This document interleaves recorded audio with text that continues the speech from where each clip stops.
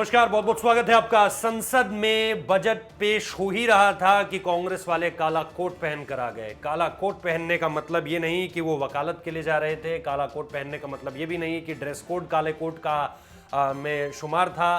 काले कोट का मतलब था विरोध जताना। जी हाँ, बजट पेश हो रहा था और कांग्रेस के जो सांसद थे वो काला गाउन पहनकर इसीलिए पहुंचे हुए थे कि हम तो जी विरोध दर्ज करवाएंगे। राष्ट्रपति का अभिभाषण हो, हम विरोध दर्ज करवाएंगे। सुप्रीम कोर्ट कोई आदेश दे दे, हम विरोध दर्ज करवाएंगे। ना लोकतंत्र पर भरोसा, ना प्रजातंत्र। लोकतंत्र प्रजातंत्र एक ही तरह की बात हुई। दूसरी तरफ मैं ये कहने जा रहा था कि ना लोकतंत्र पर आपको भरोसा है, ना संवैधानिक संस्थानों पर आपको भरोसा है, और ना ही संवैधानिक पदों की गरिमा की आपको कहीं कोई चिंता है। इसलिए आप राष्ट्रपति के भाषण को बॉयकॉट कर देते हैं, जो ऑब्वियसली सरकार से हटकर है। वो एक संवैधानिक पद है और देश का सर्वोच्च संवैधानिक पद है, तो कम से कम उसकी गरिमा तो आपको रखनी चाहिए थी। लेकिन नहीं, ऐसा नहीं हुआ। इसके बाद जो दूसरी तस्वीर सामने निकल कर आती है, और इससे पहले भी, बहुत पहले, जब सुप्रीम कोर्ट कोई बात कहती है किसानों को लेकर के, तो उसे नहीं माना जाता है। उसके बाद अब बजट पेश हो रहा था, जो कि निश्चित तौर पर हर बार ये होता है कि बजट को लेकर के कुछ सवाल जो है विपक्ष के मन में भी होते हैं, और कुछ चाहता है विपक्ष की ऐसा तो हो ही हो। लेकिन इन सारी बातों के बीच इस तरह से विरोध दर्ज करवाना, जब पूरी दुनिया इस वक्त में भारत की तरफ इसलिए भी देख रही है क्योंकि न सिर्फ भारत वैक्सीन के मामले में सबसे ज्यादा आगे है। अभी बीते दिनों जो वर्ल्ड फोरम से रिपोर्ट आई है, उसमें यह कहा गया है कि भारत की अर्थव्यवस्था आने वाले साल में बहुत तेजी से आगे बढ़ने वाली है, और कुछ का आकलन तो यह भी है कि हम चाइना को भी इस एक साल में जो हमारी ग्रोथ होगी उसमें पीछे छोड़ देंगे। लेकिन इन सारी चीजों के बीच जब दुनिया की नजर भारत पर, और वैक्सीन का अलग सा मसला है क्योंकि दो वैक्सीन शुरू करने वाले हम पहले देश हैं पूरी दुनिया के, और इसके अलावा 2 वैक्सीन और का जिक्र बजट में निर्मला सीतारमण ने किया है।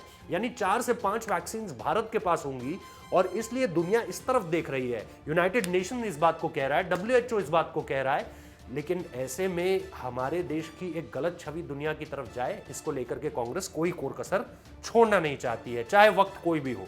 इसीलिए हमारी यही अपील, हम्बल रिक्वेस्ट है कि जब इस तरह से आपकी तरफ दुनिया देख रही हो, तो आपको अपने आप को, भले ही आपके अंदर कितने भी मतभेद हों, कितनी भी तरह की अलग अलग विचार आपके जहन में चल रहे हो उस वक्त पे, लेकिन आपको कम से कम दुनिया को तो दिखाने के लिए एक रहना चाहिए। किसी भी इस तरह का मौका होता है जब दुनिया की नज़र भारत के ऊपर होती है, तो विपक्ष ऐसा लगातार करता है। बहुत बहुत शुक्रिया इस वीडियो को देखने के लिए। अफसोस की बात यह है कि पंजाब हरियाणा में इंटरनेट बंद किया हुआ है, बॉर्डर्स पे इंटरनेट बंद किया हुआ है। ये कैसा डिजिटल इंडिया है?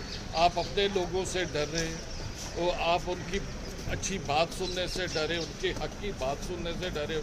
डिजिटल इंडिया की बात करते हो, डिजिटल बजट कह रहे हो, मगर इंटरनेट क्यों बंद किया हो? अगर आपको इतना डिजिटल को ऊपर लेके जाना है, इतना डिजिटल इंडिया बनाना है, तो फिर इंटरनेट ऑन कीजिए। क्या वो लॉ एंड ऑर्डर को maintain there is no law and order. Law and order का सिर्फ कसूरवार इस सरकार के भेजे हुए कुछ ऐसे तत्व हैं जो जानबूझ के किसान के आंदोलन को खराब करता है। बजट किसके लिए, किसने लेना है बजट? पहले किसान का मसला हल कर लो, पहले देश के जो अन्नदाता है उसका मसला हल कर लो। बजट भी चाहिए, वो नहीं है, बजट भी हो, लेकिन किसान का मसला सबसे बड़ा है।